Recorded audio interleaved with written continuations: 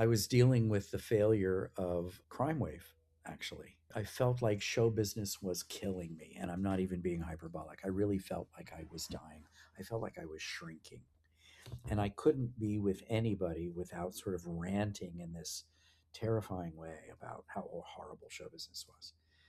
And I was walking up Broadway one beautiful spring day after a bad audition, and a voice said to me, like I'm talking to you right now, take a trip around the world. Wow. And so I went home and said to the woman I was living with at the time, I said, if nothing happens in 6 months, I'm going to leave and travel around the world.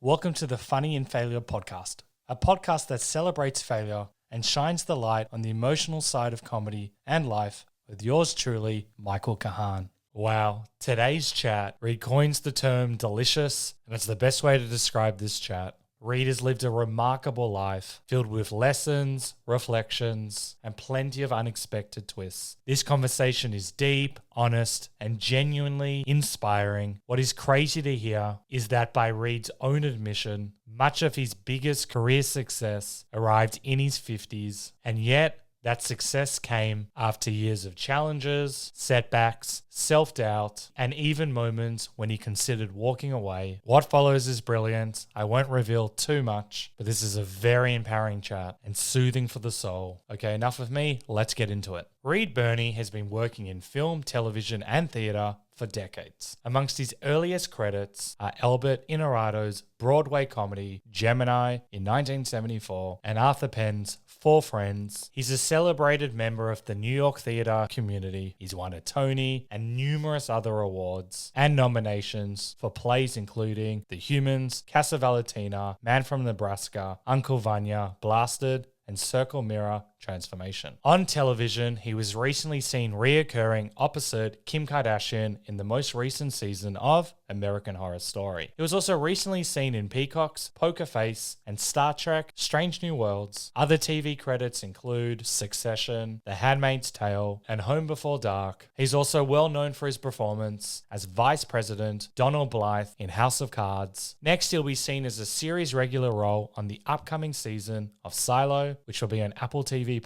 and he also recently joined the cast of the limited series Rabbit Rabbit for Netflix. In film, Reed received a Gotham Award nomination for his performance in the Bleecker Street feature Mass. Other recent film credits include The Menu, The Hunt, The 40-Year-Old Version, and Lost Girls. Reed recently shot an independent feature, The Still Harp, with Lois Smith and Cheryl Jones, as well as Blue Film, which debuted at Edinburgh Film Festival in August. It might still be out, so check it out. So as you can imagine, we dive deep and we cover a lot, and we chat about almost quitting 3 times, 35 bad years, and breakout roles later in life, embracing fear, being a lifer, rejection, and the nasty things people say to your face, spreading the ashes of one of his teachers, terrible plays, his Tony speech, good and bad agents, regrets, not working for a year, plus plenty more. I've already introduced you off air. I've said your resume, it's huge. It took about 10 minutes to get through. It was great. This could be a good place to start. Right. And please correct I don't know if I've written this name down right. I always like to hear about people's mentors or people that have influenced them on the journey towards creativity and their life and living their best life and all of that jazz. And this person came across in my research, and you've spoken very highly about her, Mrs. Prycell or Picell? Purcell. Purcell. Mrs. Okay. Purcell, my 5th grade teacher. Yes, I would love to know how she's inspired you. Wow, you have done your homework. Wow. Emmylou Purcell. She was my 5th grade teacher, and she was the first grown-up, I would say, who took my acting dream seriously. And I remember speaking with her and wanting, sort of talking really honestly to her about, I knew I wanted to be an actor from the time I was 5. So it wasn't something that a lot of grown-ups took seriously, obviously. and she did. I remember that we had a reading session, sitting in a circle reading a book, and I was given the role in the book of an old man who had lumbago, which was such a delicious word to say, lumbago, when you're in fifth grade. Yep. And I was doing a whole character voice, and I just remember her laughing her head off. But in fifth grade, I had said to the music teacher at school that I thought we should do a musical because the high school did a musical, and I thought the elementary school should do a musical. Why Very don't we wise. do The Music Man and I'll play Harold Hill? Just think about that for a second. Um, but Miss Woodward, who was the music teacher, actually took me seriously, and then she came back and proposed an all school operetta, Wow. and we did Pinocchio, and I played Pinocchio.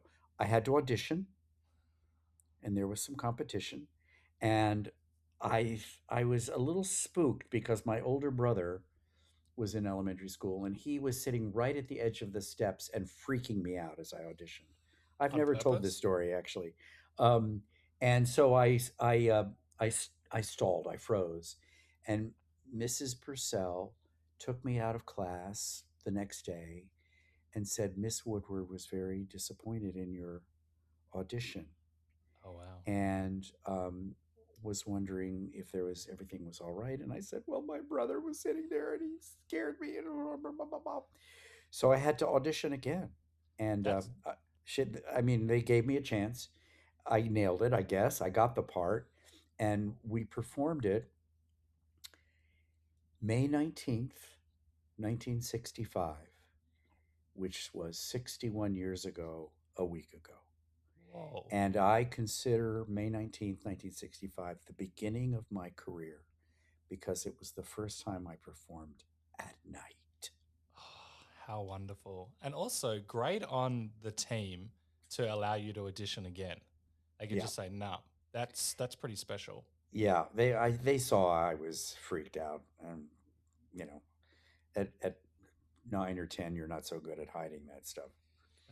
I'm sure that would have did that help you? Because if your brother can scare you, you can still move forward. It didn't give up and you didn't Well, what crush was your interesting, he dreams. got cast as the cat.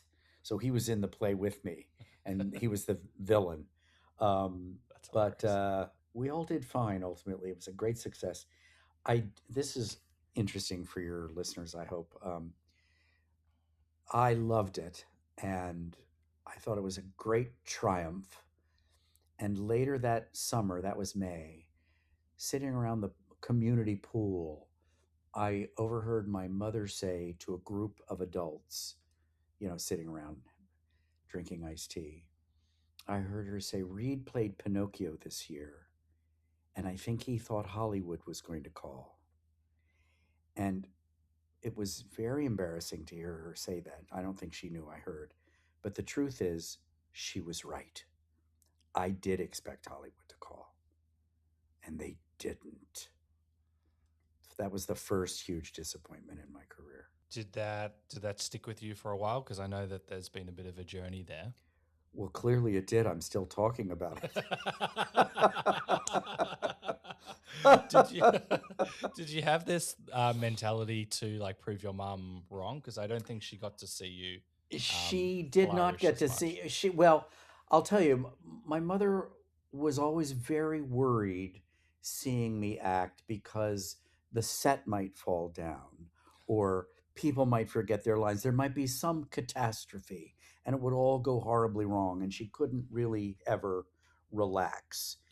But the last time she saw me act, I was 36, 35 or 36, and I did a play, Pete Gurney play called The Cocktail Hour, which is a beautiful, beautiful play. And after it was over, she said, I forgot it was you, Wow. which I think was the greatest compliment I could have ever gotten from her.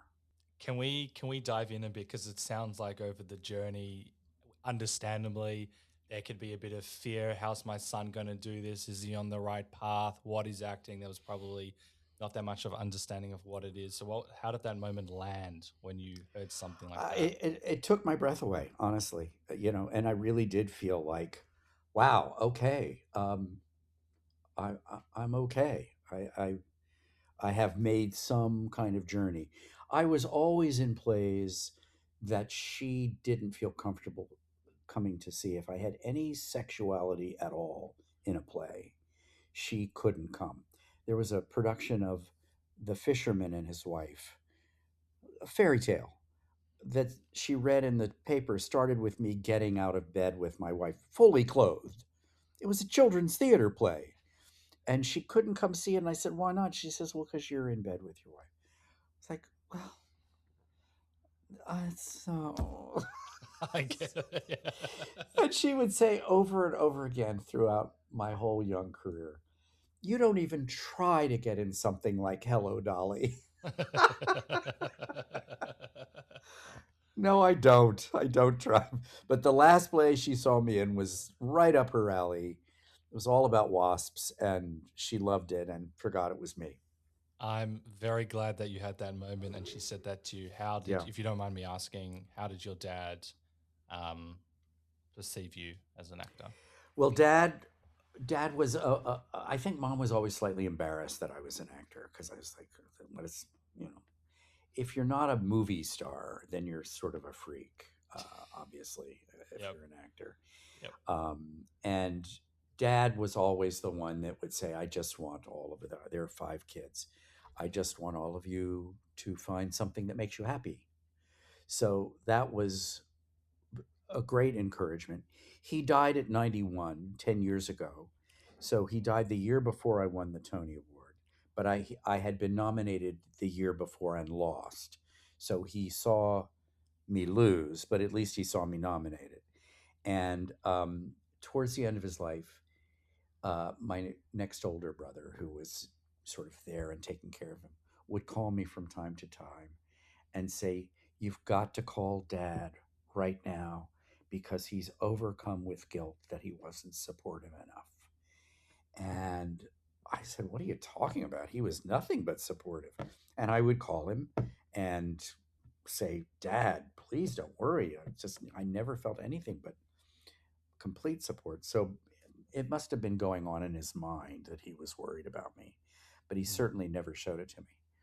And at his 90th birthday party, we were all sort of wrapping up and getting ready to go home. And I turned and gave him a hug, and he started to cry. And he said, "I'm so glad I lived to see you make it." Well, Wow. I certainly didn't feel like I'd made it at that point. Not that I do now, but I'm glad that he felt that I had made it. You've had two very profound, there's obviously other stuff as well too. I'm glad that you had those two experiences. That's awesome. And I'm Yeah. glad that your dad and mum also felt that joy, because that's just, I assume, what parents just want to see, that their kids safe. Well, the joke in the family was, growing up, my mother would always put on the refrigerator door newspaper clippings of the children's achievements. And my 2 older brothers ran track and played football, and so there were so many clippings, but there aren't really any clippings on the refrigerator for the kid who's putting on puppet shows and being Pinocchio. Yep. So the joke was, at the end of, as we all got older, the only clippings on the refrigerator were mine. Oh, wow. Yeah. What a Yeah. It was because I was the only one doing anything that anybody wrote about.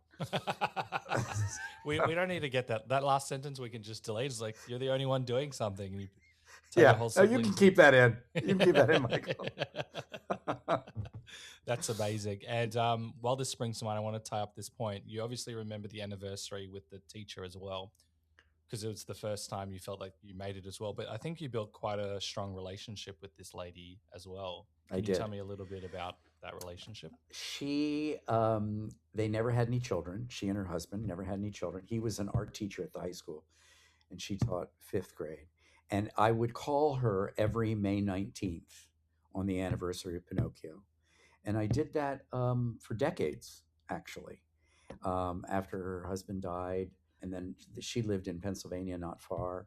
So I would go to see her from time to time. And one time I was with her, and she said she was pretty blind at that point. She always had terrible eyesight. And she said, I asked where her husband's ashes were, and she said, "Well, that's private. I don't want to tell you." I said, "That's fine." And then she said, "I don't have anybody to spread my ashes, and I'd love for them to be with him." And I said, "Well, I'll do it." And Wow. she said, "Really?" I said, "Yeah." She said, "Well, he's in Acadia State Park in Maine, 2 days drive from where? From New York." And I said, "I would be delighted to spread your ashes." And she gave me sort of detailed instructions about, you enter the park and you drive and you turn to a left. And I don't think I actually found that spot, but she said it doesn't matter just as long as it's in the In the park. area. So in 2013, she died in, oh gosh, she died in maybe 2003. Um, and 10 years later, I had her ashes sitting in my closet for 10 years. I was doing All the Way with Bryan Cranston. He was playing Lyndon Johnson in Boston. And I had a couple of days off. And so I drove up to the park with her ashes and spread them. And it was quite profound. It was a very moving moment in my life to spread Mrs. Purcell's ashes and do that for her. That's very. I want to make a joke, and apologies if it's insensitive. Can you imagine when she's like, when you offer to do that kind gesture, and she's like, "It's 2 days away." You're like, "Oh, I didn't know it was that far." Yeah, really. Let's rethink this. Yeah, but what a special moment, because that was the start, pretty much the start of your journey. To come back to that, did it kind of give you a bit more clarity of your life and your career, your achievements, things like that? Well, it was a full circle moment, certainly, as she was the first person who really took my dream seriously, and to be able, I mean, that was a great gift she gave me. So the fact that I Oh wow. could return the favor, something that she was clearly very upset about, that she wasn't going to be able to have her ashes spread near her husband's. Um, and it was so easy. I mean, it took me 10 years, but it was so easy to do. And why the 10 years? Well, I had no reason to go to Maine, and so working in Boston, I was as close as I was going to be for a while. And where were you in your career? Because we got a bit of a timeline. I want to try to figure out where were you then. Well, all right, I'll just give you the quick chronology. I dropped out of Boston University after sophomore year, after 2 years, and I was wildly impatient to get going, and I moved down to New York, and so that was the fall of '74, August 26th of 1974, and uh, I got into an acting class pretty quickly, sort of accidentally. I was asked to audition with somebody who wanted to get into the acting class. I got in, he didn't. And I was in this class for 10 years. Oh wow. And in this class was Sigourney Weaver and Mercedes Rule and beloved friends for many, many years from that class. And we had two teachers, a man named Tad Danielewski, who was a Polish resistance fighter in World War II and quite brilliant, and had a pretty legendary career uh, in film. And then he left, and we got a man named Gene Lasco, who was from the Actors Studio. Tad was very technically oriented, Gene was very emotionally oriented. And so the combination of those two teachers over this great long period of time, really, I credit them with everything I know about being an actor. Amazing. So that took me. I got into Gemini, my first Broadway play, when I was 22, Yep. and did that for 4 years. Way, way, way too long. Um, Probably came as close as I ever will to having a nervous breakdown. Can By we? talk about that? Yep. Yeah, I just was in the show too long, and Every actor dreams about being in a hit, but it's really golden handcuffs. And you can't, all the other people in the show were getting television series and winning awards. And my character's leading characteristic was that he was ordinary. So it wouldn't have been appropriate for me to be anything but ordinary.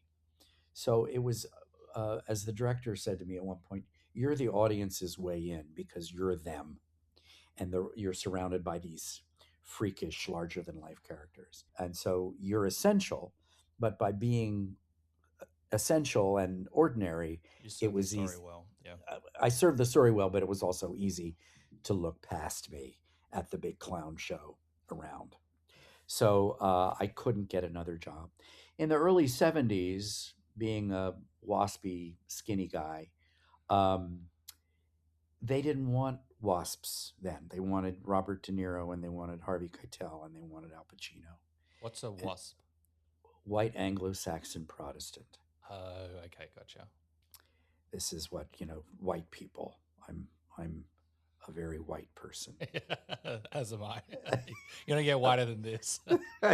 So The sun you're laughs at me. you're an Australian white person and I'm Yeah. a North American. Yeah. So so anyway, yeah, they weren't interested and I looked about 12 and it just was taking it just was not working. And so I could give a little. I got my equity card. I went professional 3 months after I moved to New York because I got cast in a children's theater tour Mm. um, that was unbelievably dreadful, and we Wow. toured in a station wagon with no air conditioning for 9 months.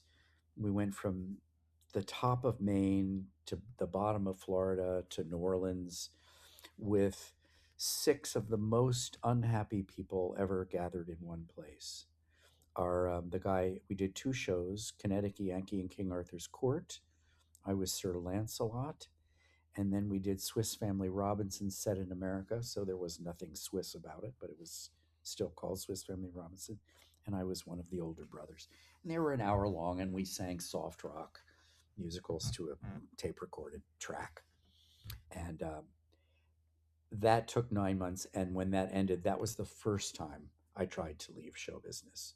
I'd only been at it for like a year and a half, but it was such a traumatic experience. The guy playing King Arthur was a Vietnam War vet with a terrible case of PTSD and rage issues, and so it was tricky. It was a Yeah. very tricky 9 months.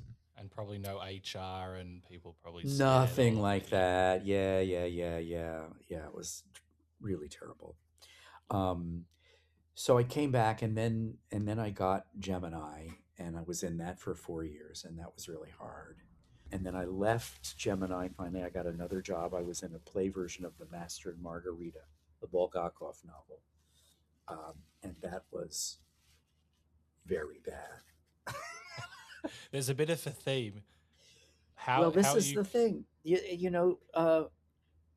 We have such big, great expectations, and we enter into these jobs in good faith that, well, maybe this one will move the needle. And I would say 9 times out of 10, nothing happens. You do the play, and maybe it gets a good review, or maybe it gets a bad review, and then it ends. And I could have taken a trip for all the good it did me. I could have been traveling. it's very interesting because I believe you had expectations to be a movie star and you wanted fame, and there's been an evolution there. But maybe we'll start with the children's play. What are you thinking? Because you probably you got work within 3 months moving Well, to I New got York. my equity card, which was a huge hurdle. Yeah. And I remember thinking, I got it, the job because I sent my picture into Backstage, the show business paper with auditions in it, and got it. And I thought, oh, this is going to be easy. You send it in, you get the job, you get your equity card, I'm off and running. And then you have to do the job, and it's agony. And agony in terms of, obviously, with this children's play, you're dealing with, as you said, 6 unhappy people. Maybe you also didn't love the play. I don't know about the play, but just the environment sounded very tough, and you want an environment that can foster creativity and growth and all of Of that. course, the fantasy is that you're going to play wonderful parts exclusively, but most of the time as an actor, as a journeyman actor, which I was for most of my career and still am, uh, you take what comes along, and sometimes they're good parts, and sometimes you say the doctor will see you now, or dinner is served. This is the reality of it.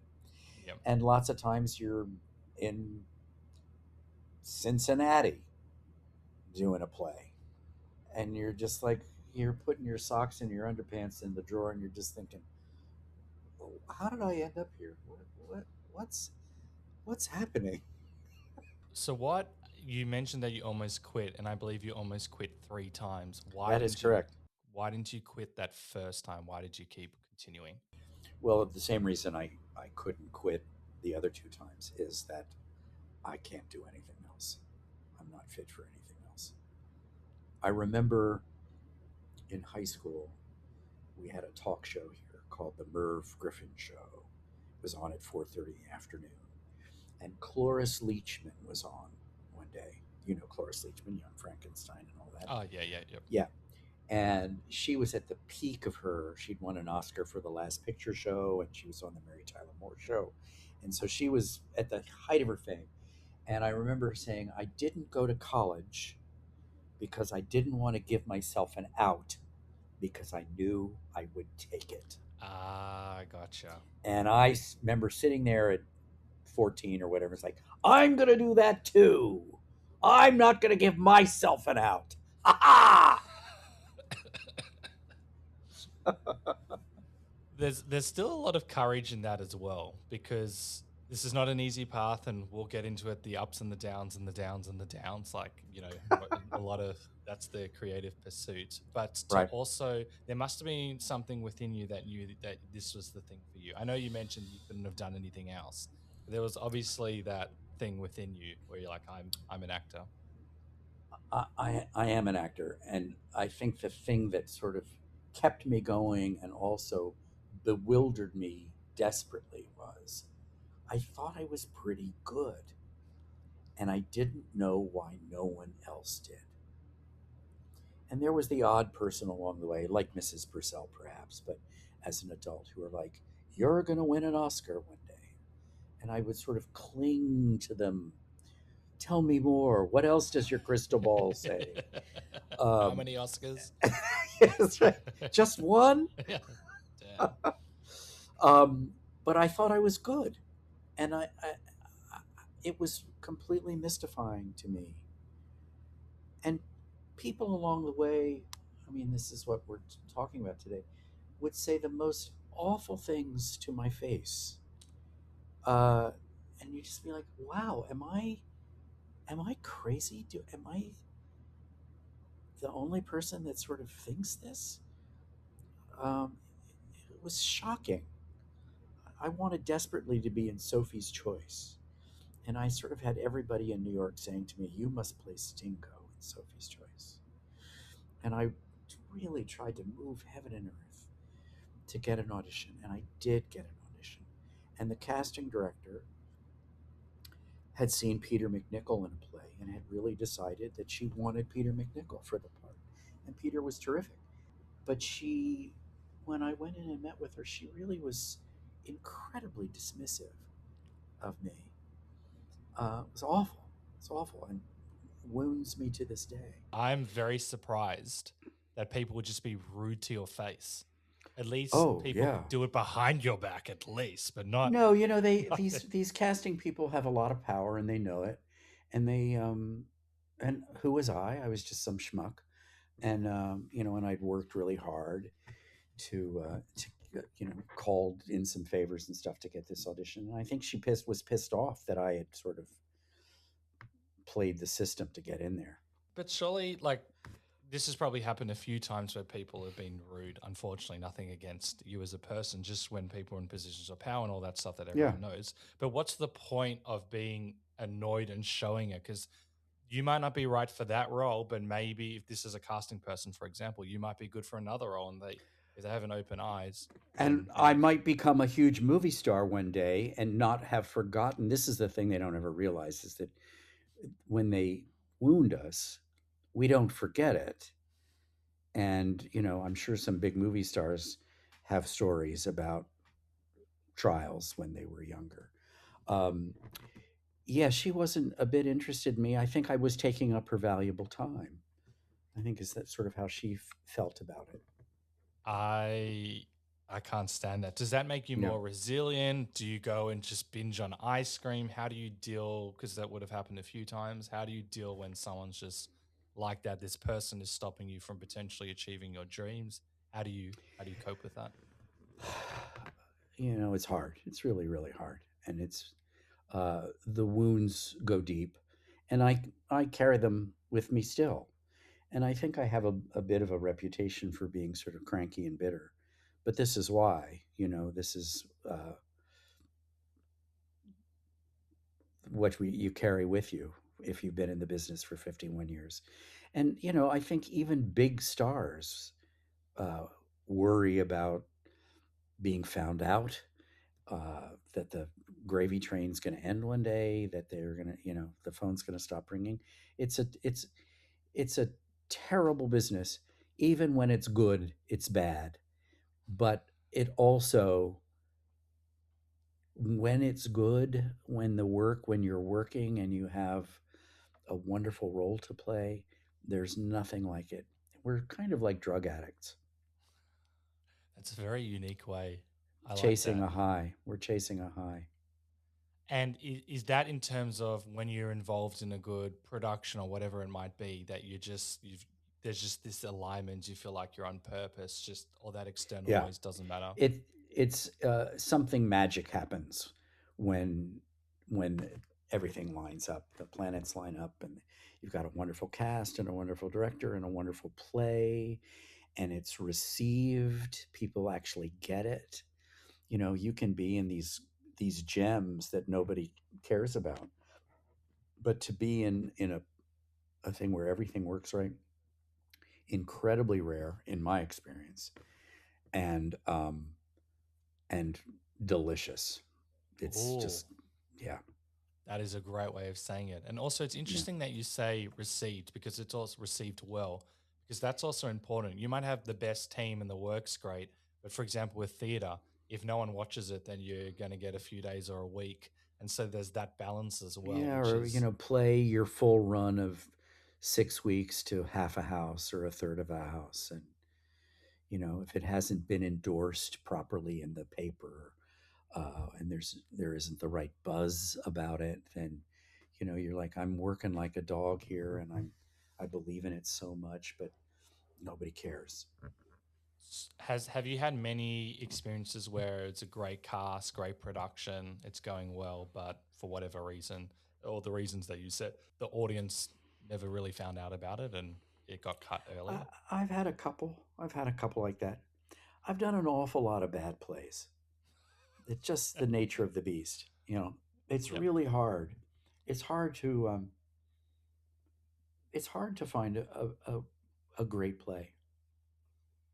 There, there's a reason they're rare. And that moment when you're in that great play, I know you said it's delicious, but I'm sure it's just not even from the acting perspective, just an all round perspective, being around great people, being in an environment like that. What else does that do for your soul? Well, it feeds you. It's the thing that we have become actors to feel, where you feel like a spell is being cast and the audience is uh, transported. Oh, I love that. And while this springs to mind, while we're kind of on this with reviews, because I don't think they're as impactful as they are now. But back in the day, a bad review could change everything for everyone. And I've had a Yeah. lot of people that have done, for example, theater, and they put like the bad reviews on the backstage. Do any of them ever sting or hurt with Oh reviews? yeah. Oh yeah. I I once did a play. Uh, my first movie was a movie called Four Friends with Arthur Penn, written by Steve Tessich, who won an Oscar for Breaking Away, and this was his sort of follow up to it. And it was some people's favorite movie of the year and other people's worst movie of the year. But I got a play as a result. You know, sometimes when you have a hit, you sort of get a piece of candy. You know, somebody from Succession will come and do a Broadway show, Yeah. and that's like, yeah. So um, I got this part off Broadway, but it was a part that every young man in New York wanted, and I got it. And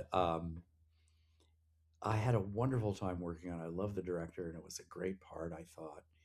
And it opened, and I got such a terrible, terrible review Oh, wow. from John Simon, who is sort of a famously nasty theater critic in New York. And several years later, anything that the movie Four Friends might have done for me had long evaporated, and I was sort of kicked back into the pond of schmuck actors. And I got I a like that. job Schmuck actors. in Louisville. I got a job in Louisville at a new play festival, which was quite a prestigious thing to do, and I got a nice part. And I met a director, not the director of my play, but it was a play festival where there were like 10 plays, so there were all kinds of actors and directors. It was a hubbub of creativity and activity. And I met a director of one of the other plays. This was like 3 years later, and I said, "Hi, I'm Reed Birney." He said, "Reed Birney, you got that review from John Simon." This was in front of a group of people, and he quoted it word for word back to me. "The only blot on the evening is Reed Birney, who gives an artless, gutless, self consciously unpleasant performance, lacking in both physical and vocal dexterity." What? And he quoted it back to me in front of like 6 people I was just meeting for the first time. And I thought, that is really mean. You didn't need to do that. This was 3 years ago. And there he was quoting the whole thing back to me. See what I'm What? saying? Yeah, I no, we've had a lot of people on the podcast. Also, I love your passion for the craft, and we'll get into it. How you've still been able to take these hits from horrible people and still keep them going. I love it. But also, that person sounds like a absolute psychopath. Why? First of all, why remember the line? Why? It's one thing to like read and remember a little bit, but and then say it in front of everyone. But why remember the line? Like that is psychotic. I've Committed never to heard it. memory. Yeah. Committed to memory. Yeah, I know. Exactly. Yeah, it was so wild. And he's actually a hugely successful director. He wasn't yet. He was on his way to it, but he's a hugely successful director. And I've never worked with him, and I've only seen him a couple of times since then. But not for me. Yeah, but how do you it's you're probably I don't want to put words in your mouth, but you're embarrassed, you're angry, there's a whole bunch of other emotions. Also, it's just so unjust and so unnecessary. How do you like deal with a situation like that? I would imagine you probably went in your shell because you're like not Oh, sure how to deal. yeah. I mean, I think I was completely mortified. It was, I mean, not only was it embarrassing, but it was so mean. You know, I'm sure we've all had people be mean to us in our lives, but so That's unprovoked. mean plus 10 extra steps. Oh yeah, on steroids. Yeah, Yeah. it's just terrible. I'm glad that you can laugh at it now. But unfortunately, I've heard so many of these stories as now. What do you do when someone said, like, is it like, I'm going to prove you wrong? Do you go in your shell? How do you move forward after something like that? Oh gosh, I don't think I'm all that special about it. I think it just becomes part of the armor. Honestly, I think it's these hits. You just develop scar tissue, and it heals over, but the wound is there, and you go forward. part of the problem of late career success, which is what I've had, if I've had any success, it's certainly been late career success, is that all of these people who were so awful to me when I was young are dead. Revenge, you I can't can't serve really that. sort of say, well, you were wrong, weren't you? Yeah. Um, so that's frustrating. I'm sure I know there's some humor to that as well, but I'm sure there's still like that quiet knowing, like I proved you wrong, like I did this, even if you're not Yeah, around to. yeah. Yep. And when I did win my Tony, we're kind of going all over the place. I know you probably wanted to have a more linear No, no, no. conversation, I but prefer this. um, in my Tony speech, I just talked about how really hard it was for the first 35 years of my career. And my Tony was 10 years ago. I still get people coming up to me and saying that your Tony speech gave me so much hope and inspired me so much. And I get nervous when I hear that because I think I'm happy to be the poster boy for perseverance, but if you get to be in your late 50s and you haven't won a Tony, don't curse me out, because I promised you if you hang in there long enough, you'll get a Tony. It is. We'll dive into that. It's very inspiring also for me when I heard it as well, because adding to what you said, that at the time you've been doing this for 42 years and 35 years of them were bad, and It's that is true. very. Can you talk more to that? I know we've discussed a Uh, bit. um, well, what happens when you have, I was lucky in that I always worked. I went twice in my career without working for a year straight. And one of those years, I didn't have an audition for a year.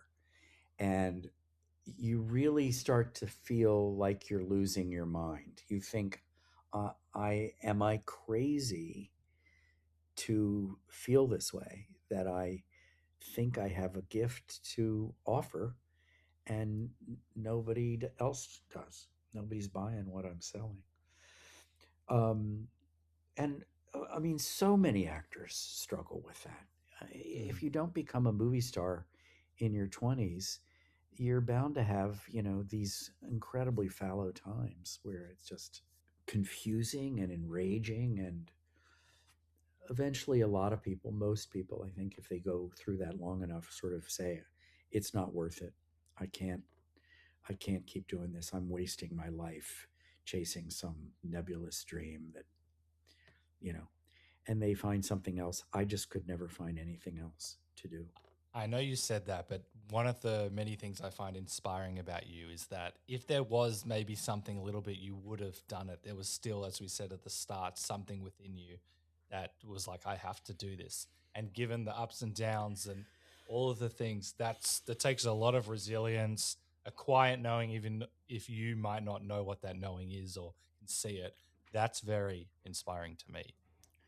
Well, I can look back now at almost 52 years in show business. I can look back and say, oh, it's having a happy ending.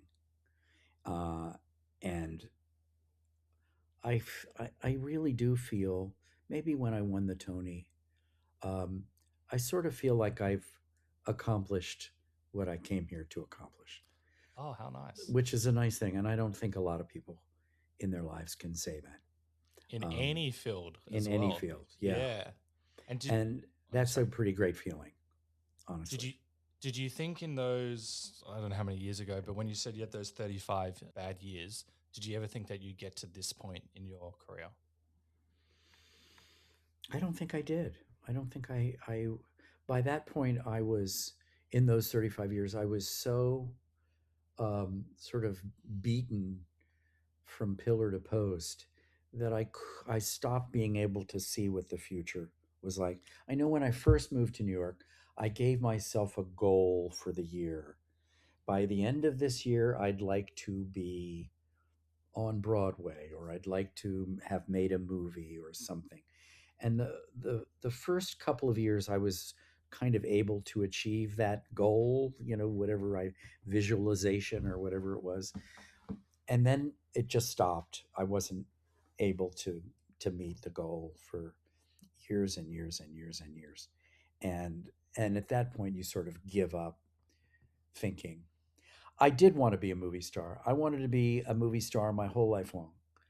And I wanted to be the career that's closest to what I wanted for myself is Tom Hanks, who's fantastic. I mean, I have some of those early Tom Hanks performances I look at and I'm like, oh, I can't do that. Oh, So that's I don't feel that way a lot. It's like, oh, I can't do that. But there were several things that Tom did early on, and I was like, I couldn't do that. But it became pretty clear, 20 years ago. Oh, that's not going to happen. You're not going to be a movie star. It's okay. It's okay. I'll tell you this story that I tell people, in my students, and it was a huge moment in my life.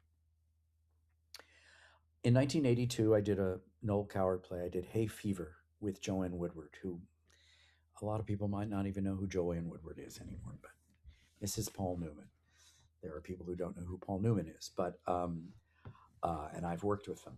But oh wow. uh, this was 1982, and I was friendly with them for a couple of years after that. And in this was now 1984, and in their powder room, in their incredible Fifth Avenue 2-story apartment, in the powder room downstairs was a framed letter that said, "Dear Mr. Newman, last night my girlfriend made me dinner. We had spaghetti. She tells me it was your spaghetti sauce. He had a line of spaghetti sauce. It was so delicious. She also tells me you've made some movies. Could you tell me what some of them are?"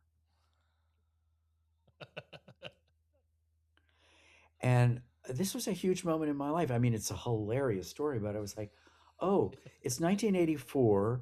There's a guy on the planet right now who's never heard Paul Newman's name. And he was as famous in the 20th century as any human being was. And as I said, there are people I've worked with now who've never heard his name. And when I show them the picture, they say, I've never seen that man before. So there's the old song, "Fame, if you win it, comes and goes in a minute." And that was a big, big moment in my life. It's like, okay, it's really got to be just about now, this moment. That is very profound. And this brings, I've got like 200 questions. We'll see how we go. I also can't pronounce his name, but I know his work as a director. You were cast as a lead in Sam. Is it Raimi or Rami? I Sam can't. Raimi, Sam Raimi. Okay.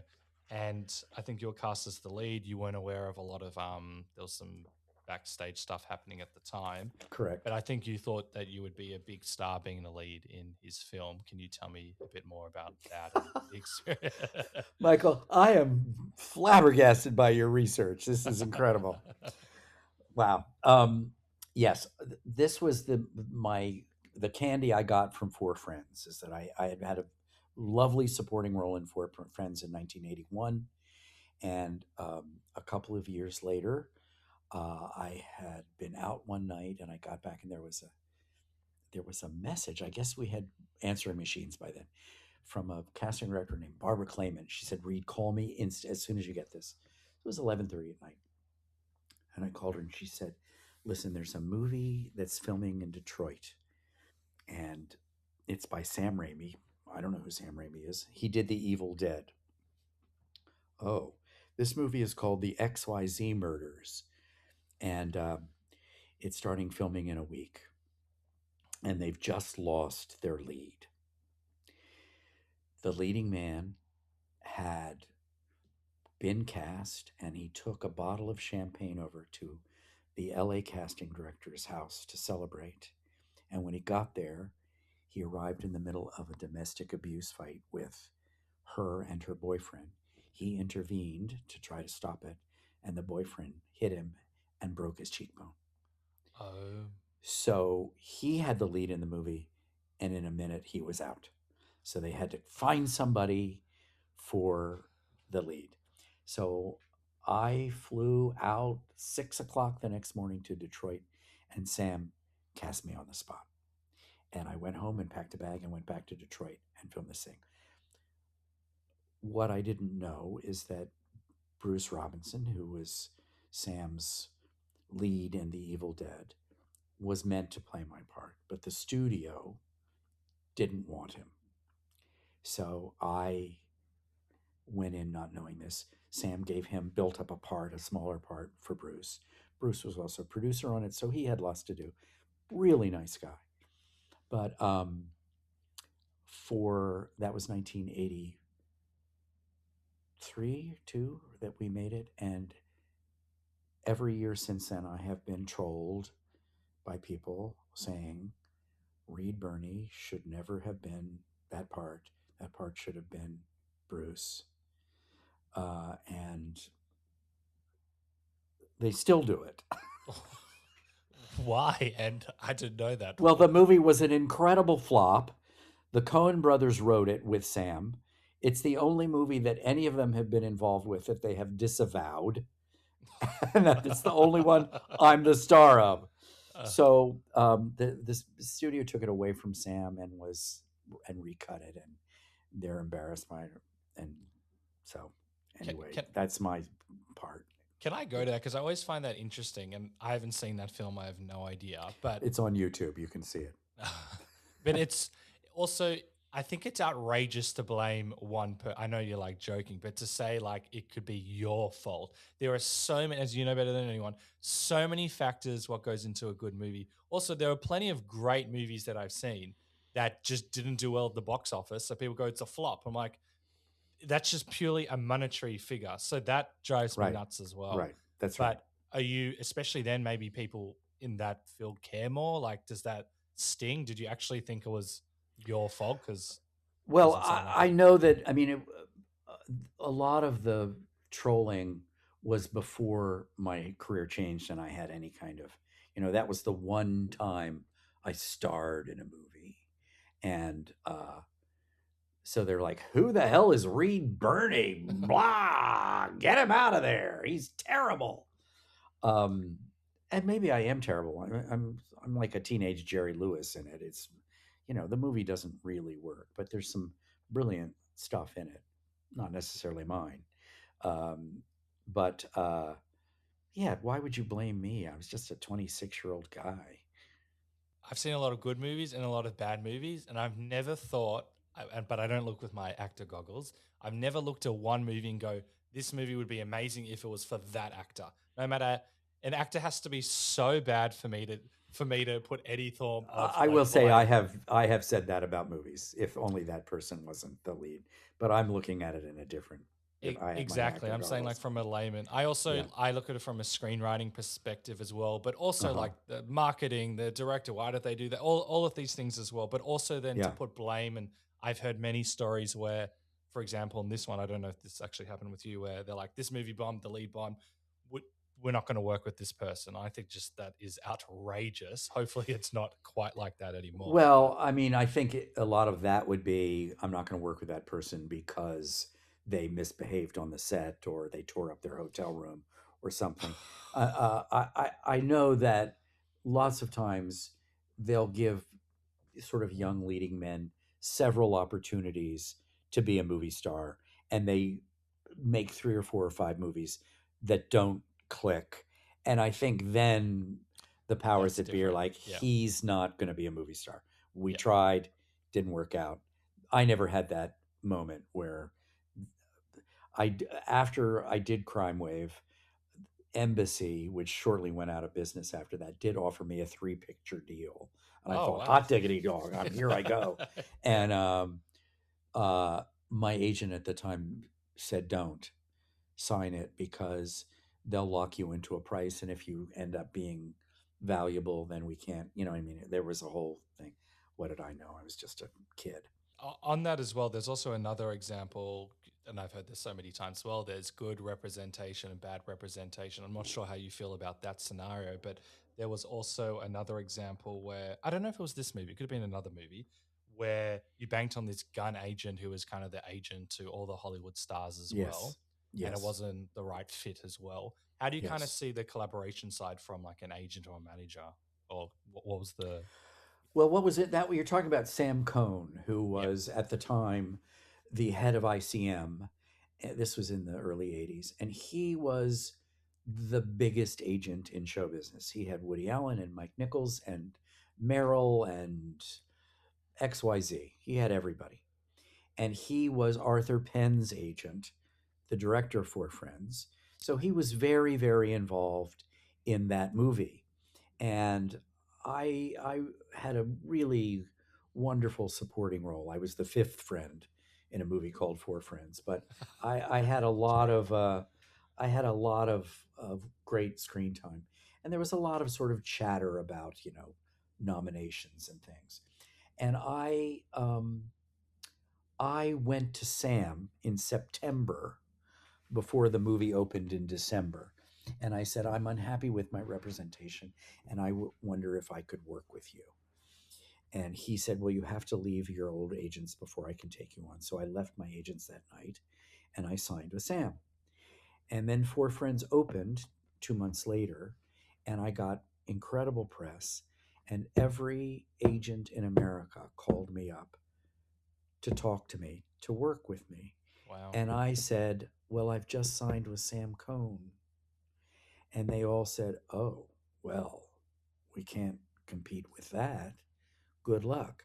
Well, as I told you, the movie opened and really was not a success. It was sort of a critical success in some areas, but nobody went to see it. It was about the 60s, and in 1980, nobody really wanted to see a movie about the 60s at that point. So the movie ultimately failed and sort of sank.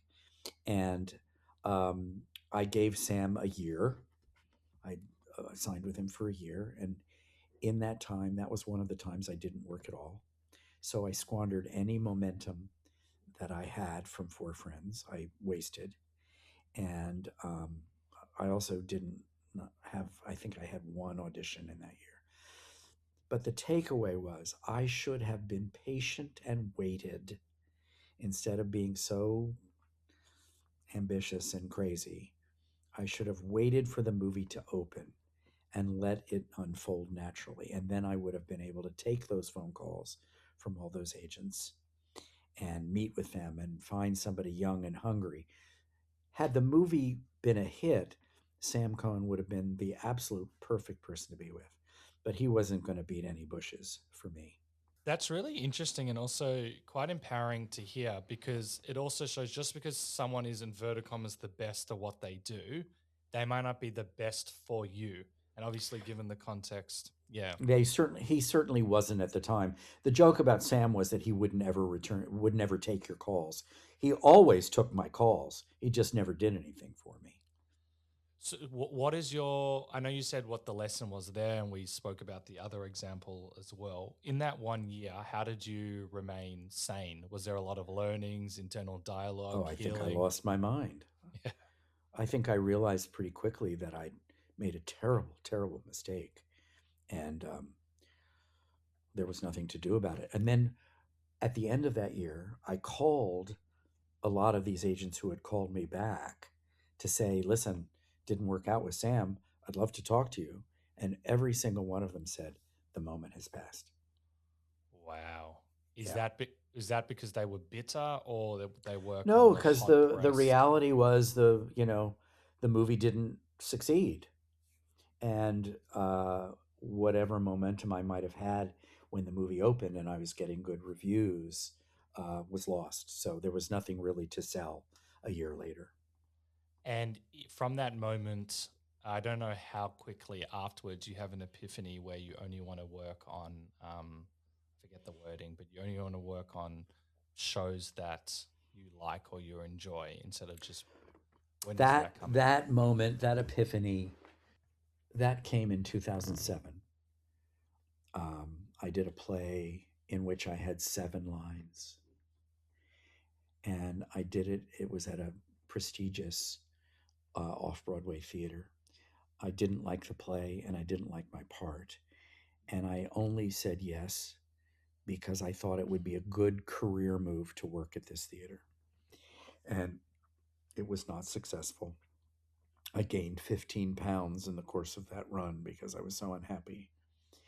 Um, and when that was over, that's when I said out loud, well, the dream's not going to come true.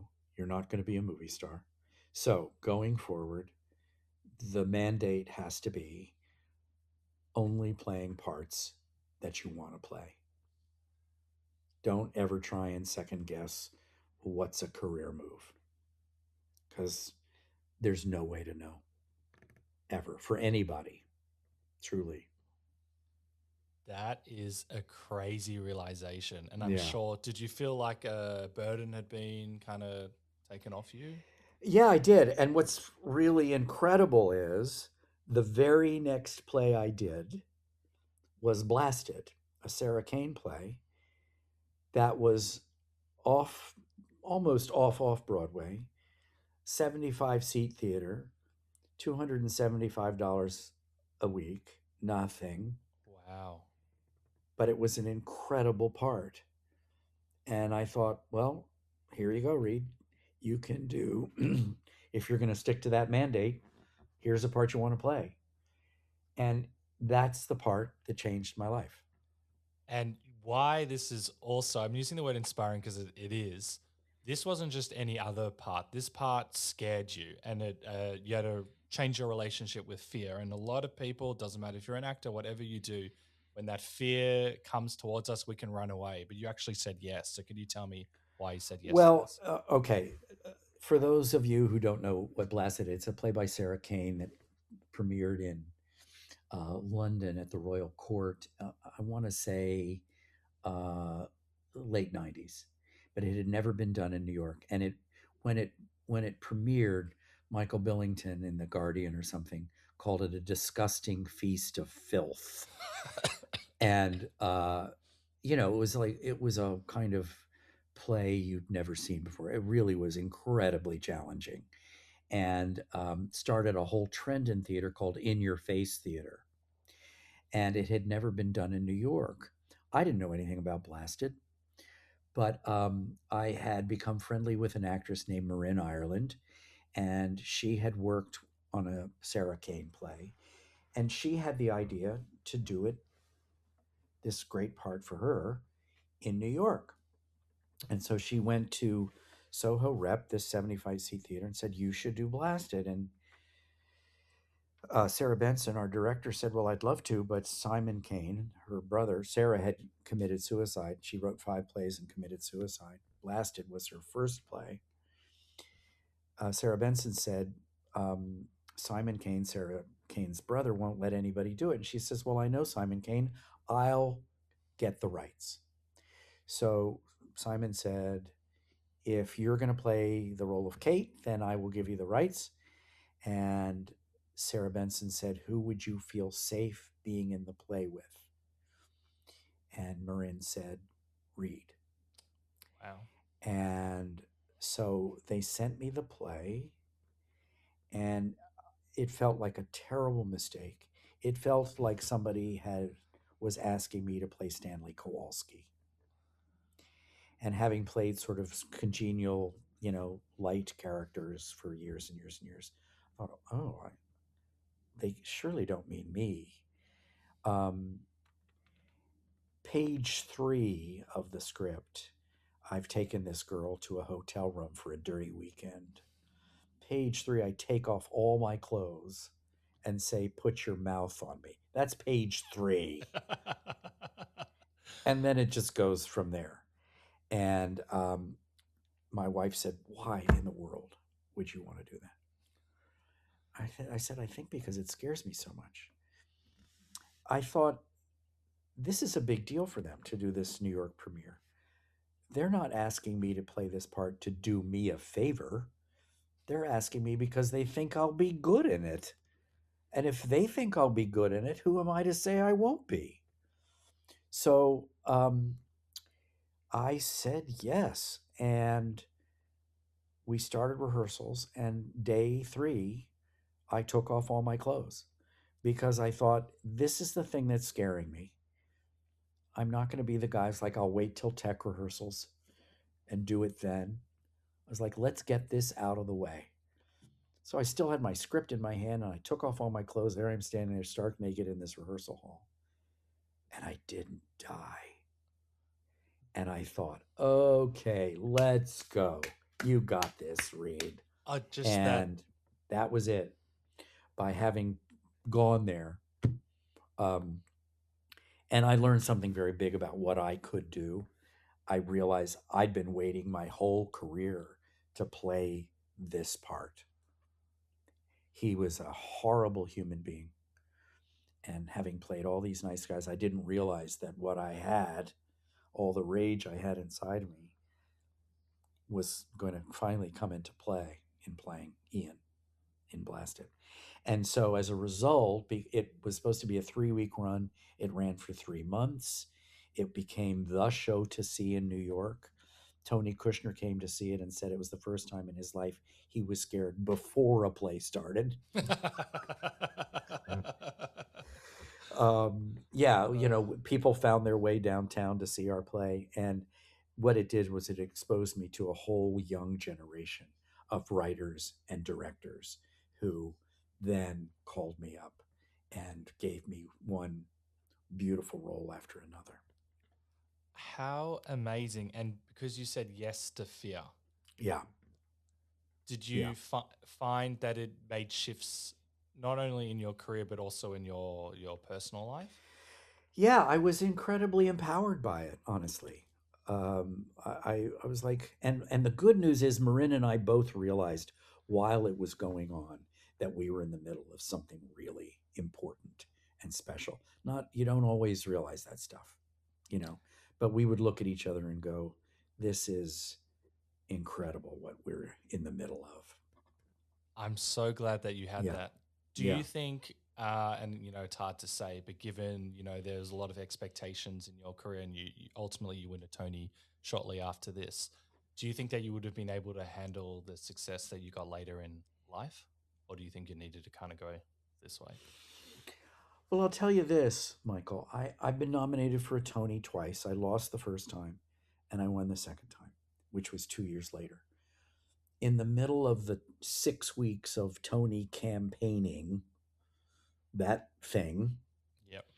I woke up one day and I pretty much knew I wasn't going to win the first time. But the chatter the second time was I was going to win. So I sort of had that wind behind me. But I woke up one morning and I thought, oh my God, it is such a good thing I didn't get famous in my 20s because I can barely handle this and I'm supposed to win. It's just so much noise. Just people saying stuff to you all the time. You're going to win. You're not going to win. There was a chat room. We have these hideous things called chat rooms. And during the first Tony thing when I lost, I stupidly went on one day and there was a subject like, who's going to win the Tony Award? And it was all everybody else. And one sad little person wrote, I think Reed Birney should win. And all these people are like, he's not going to win. That guy's not going to win. Don't be ridiculous. You proved them wrong. Well, I did lose that at that time, but yeah.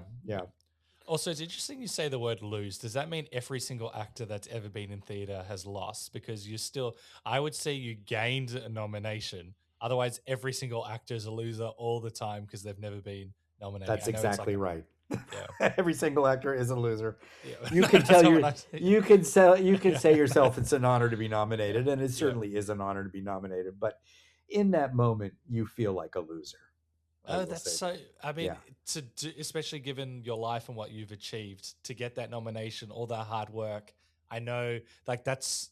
I don't even know how to put this to words. I heard that Meryl said at one point, and she's been nominated 150 times, and obviously, she knew she wasn't going to win all of them, but she said to somebody at some point, in the second that they're opening the envelope, you always have this moment where they might call my name. maybe something will happen and they'll call my name. That's just the human spirit. Yeah, obviously you want to win, but you gained the nomination as well. Well, yeah, I mean, and that was, that's what my father saw. He didn't see me win, but in his mind, I think that was pretty swell. I mean, it was pretty swell. Of course, it was very swell. Would have been nicer to win. We might not have time to fully dive into this, but it's really interesting. When you won the Tony for the role, you were told that you weren't quite the right fit. Oh, that's true. That's true. Can you tell me about that? Would be plaguing me the whole performance, thinking about it day and night. It's funny, isn't it? I got a call. I think it was October 14. I got a call from Sam Gold, a wonderful director who I have worked with several times. And he called me up and he said, "Listen, can you do me a favor? I'm doing a reading of a play tomorrow and I've lost the actor. And could you just come in and read for me?" And I said, "Sure, sure. Absolutely, whatever you want." And he said, "Just so you know, it's not your part." And I said, "Oh, what do you mean?" He says, "It's a janitor from Scranton, Pennsylvania, which is a working class town." I was like, "Oh, yeah, obviously that's not my part. I would never cast me as a janitor from Scranton." So I went in and did the reading, helped him out, and did my best janitor from Scranton, whatever that is. I just tried my best, and had a really good time. It was a beautiful play, and never thought about it. I saw in the months afterwards that there was a workshop with this famous actor, and there was a workshop with this famous actor, and then about a year later, I read online that there was going to be a production, a full production, at a theater called the Roundabout Theater, where I had worked, and unbelievably, I ran into the playwright that night at an opening night, and I said, "I see they're doing your play." And he said, "Yeah, yeah, they are." I said, "That's fantastic. Um, it's probably going to be so and so, one of these guys, these movie stars." And he's like, "No, it's not going to be him." And I said, "Well, just so you know, I'd love to play that part. I don't know what came over me. That's so not my style." Yeah. I said, "I'd love to play that part." And he just, Sphinx like, just stared at me. And I said, "Well, good luck with the play. I hope." Oh, and Sam was no longer directing it. That was the thing. The guy that had told me it was not my part. A wonderful director named Joe Mantello, with whom I had done Casa Valentina, where I had been nominated and lost for the Tony. So I had just worked with him. So I had, and Joe was going to be directing, and I said, he's going to be fantastic for that play. Have a good time. Bye. And 2 weeks later, the playwright wrote me and said, "We're going to offer you the role." I have no idea to this day what happened, what changed, why it suddenly came my way. I do think I was unlikely casting.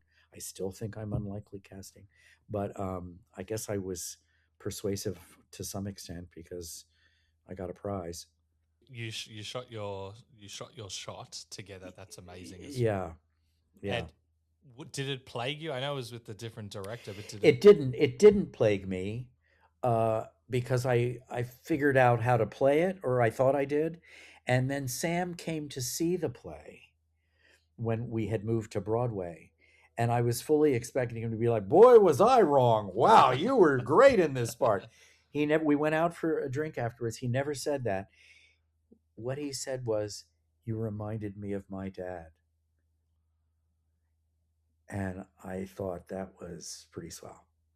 Wow. Yeah. You've had some profound moments. I've had some remarkable things said to me in 52 years. Mostly good and some bad ones as well. Yes. Yes. People say nice things now. That's nice. Great. Yeah. I want to tie up a few points. We've spoken about, those 35 years and how they weren't necessarily amazing, but you've also coined the term a lifer. I heard you in this talk a little while ago.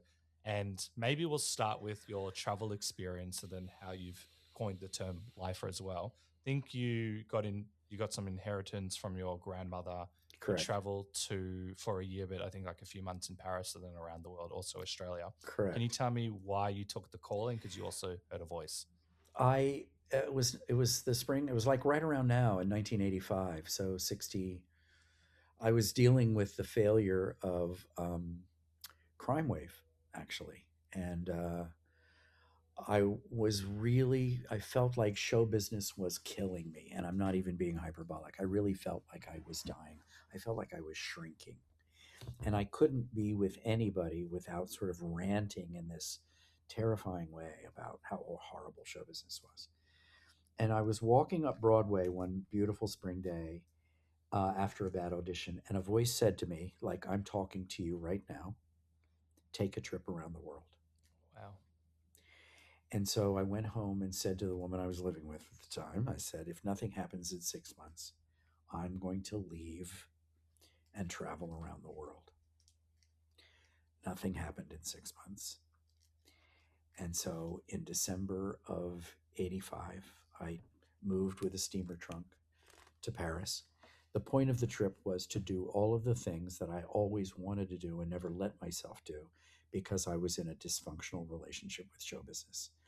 And if that had been a relationship with a person, anyone would have said, you need to get out of that relationship. That relationship is bad for you. So I thought, well, I'll just take this money from my grandmother and I'll go do all the things I always wanted to do. And so I lived 5 months in Paris.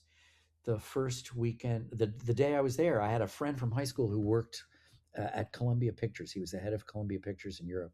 And he said, did you make a movie called Crime Wave? And I said, yeah, it's terrible and it's never coming out. And he said, well, it's opening here in a month. Do you want to do press for it? I said, yeah. So my first month of my sabbatical from show business, I was a movie star and did all these interviews and went to film festivals and did all this stuff. The movie opened and sank like a stone, but I'd made all these wonderful friends in Paris. So the rest of the time I was there, I was incredibly busy socially. And I took off and I went to Greece and Africa and Bali and spent all this time in Australia. I landed in Perth and took the train across the Nullarbor to Adelaide. I met on safari in Africa. I met this wonderful couple from from Melbourne, who said, "When you come to Australia, you'll stay with us." Apparently, everybody in Australia says that and means it, and nobody in America does that. So I contacted them, and they're like, "Well, you're going to come and stay with us." And I was friends with them for 40 years till they both died. Whoa. Yeah. People you meet in your travels. Yeah. You also said this. Oh, no. No, go on. I think you said this was one of the proudest achievements of your life as well. It absolutely is. How many people say they want to travel around the world and don't? And I actually did. And as I say, I'm still friends with many people. I met Heather Mitchell, the actress, had done a movie with a TV series with Sam Neill. And when I got to Sydney, I stayed with him, and he was dating Heather Mitchell, who's a very successful Australian actress, and a couple of other great Australian friends that I'm still friends with today. And wow. Yeah, it was one of the, it changed me. I sort of see my life as pre-trip and post-trip. Wow. I've done a Yeah. lot of travels, and it's hard to explain to someone how impactful it is because it takes you, as you said, out of the relationships that you have as well. But it also transforms your mindset into. That's right. And I wanted to be gone long enough that I stopped counting how much time was left. You know, if you're gone for 2 weeks, you're like, well, I've got 6 days left. I just wanted to be away. And you can't be away anymore. I could be sitting on that beach in Bali and FaceTiming with my family. So it's a very different world now. Yeah, it's amazing that you traveled for that long. There were no phones. There's no like Google. I waited 3 hours for a trunk phone call in a post office once to talk to my girlfriend for 3 minutes. You know, it's just like, it was really, you were out of touch. That's so. Yeah. And what made you decide to come back? Well, I knew I wasn't going to spend the rest of my life wandering around the world, and I thought a year is a good, perfect. So it was literally a year to the day that I was gone. And you also had a profound realization then as well that you are an actor as well. I did, yes, I did in the course of that year, in my journaling. I came to that, but by '94 I was in full despair again, and I went to a career counselor who had successfully rehabilitated several of my actor friends, and After 3 months, she said, "I got bad news. You're an actor." And I said, "That's really bad news." And she didn't give me my money back either. I think that's the best money ever spent. No, and she was right. I am an actor, and for better or for worse, this go round, I'm an actor, and uh, it, as I say, it feels like it's having a happy ending, and I don't feel like I have a whole lot more to prove. I do want to plug my movie Blue Film, Mm. which has just come out, and it's a two-character movie. I hope it plays in Australia at some point, and it's again, it's the best part I've ever had in a film, and it was terrifying. I'm playing a pedophile, and it's incredibly divisive, but I am so proud of it, and it's having an unbelievable response. So the takeaway is when you're scared of something, run towards it. I was reading about this before, and I was like, "That's a really interesting choice by you. Very positive." I never read reviews, but it sounds like a very unique role. What made you say yes to this one? It was an incredible part. It was a $50,000 movie, a 23-year-old writer director, his first feature. You know, there's no world in which a $50,000 movie about a pedophile should have any reception. And not only has it been bought and is opening, but it feels like a cultural talking point here in New York. It's really sort of taken on a life of its own. I've never been in a movie like that. Is it currently out now? Yeah, it's out in New York and Los Angeles and lots of cities the uh, around the country. And I know we've sold to the UK and we've sold to Spain and France and I think Brazil. So I'm sure there will be a an Australian release at some point. Most of my audience is actually American now. It's like almost Is that right? 50-50. Yeah, so Oh we'll wow. we'll Okay. get the good word out as Yeah. well. Oh, it's like 50, I don't even know quite the numbers. Also, that's pretty cool of that 23-year-old. So how did they get into contact with you? He had seen me in Mass, this film I did called Mass, which had been in the Sundance Film Festival in 21. Yes, 21. At the COVID Sundance. And he had me in mind from that point on that he wanted me to be in this movie. It took 2 years to get to me.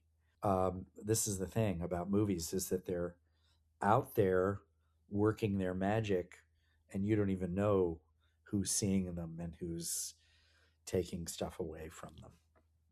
As in, like, do you mean in terms of they couldn't contact you or other people were involved and they No, wanted you or just they? that he saw me, I made an impression. Oh, He gotcha. wrote the script and then got the go ahead and then reached out to me and it takes a long time.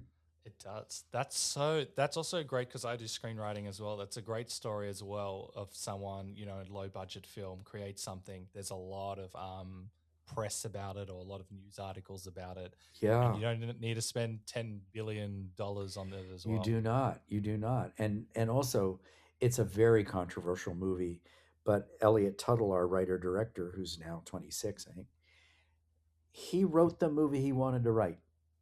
He didn't write it for an audience. He didn't try and make a commercial anything. He's like, this is the story I want to tell. And I don't care if it's offensive or rubs people the wrong way. And on Letterboxd, which, people write about, you'll have somebody say, this movie is a masterpiece. I will never forget it. It will be talked about in film classes for years to come.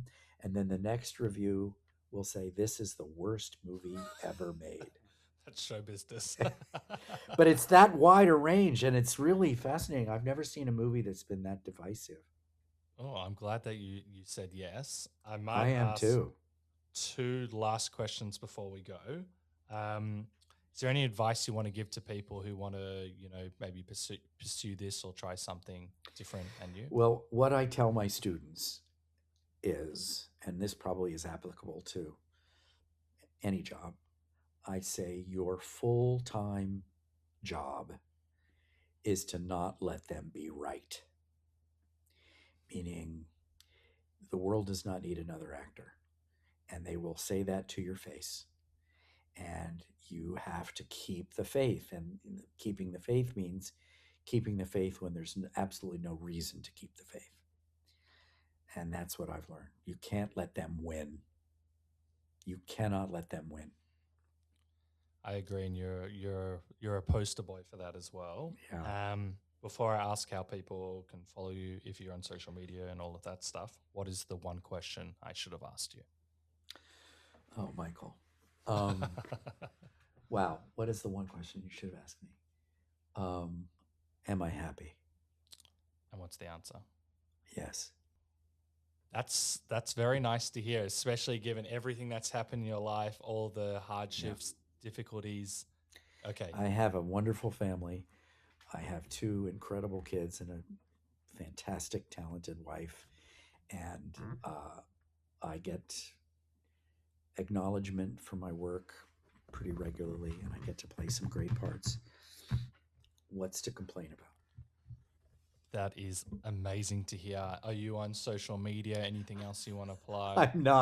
I'm not on social media. I would be in so much trouble on the first day I signed up for Instagram. And I have the good sense to know that. Fair. Okay. Wonderful. I will put blue film in the episode notes below and do a post in the lead up. You are very inspiring. I love your journey of resilience, courage, bravery, and also pursuing something that you love.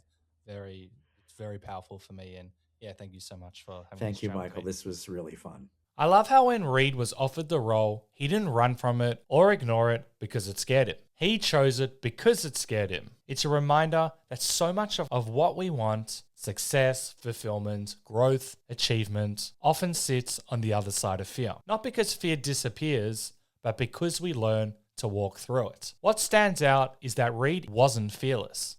He simply didn't allow fear to make the decision for him. He embraced the challenge, trusted himself enough to take the leap, and in doing so, opened the door to opportunities and experiences he could have never have reached by standing still. We can spend so much time letting fear define our boundaries, but often the things that intimidate us the most are the very things that help us grow, expand what's possible, and reveal the strengths we didn't know we have. As the writer and philosopher Anais Nin famously said, life shrinks or expands in proportion to one's courage. So perhaps the question isn't, what are you afraid of? It's what might be waiting for you on the other side of that fear. Thank you for listening to the Funny and Failure podcast, exploring the deeper side of comedy and life.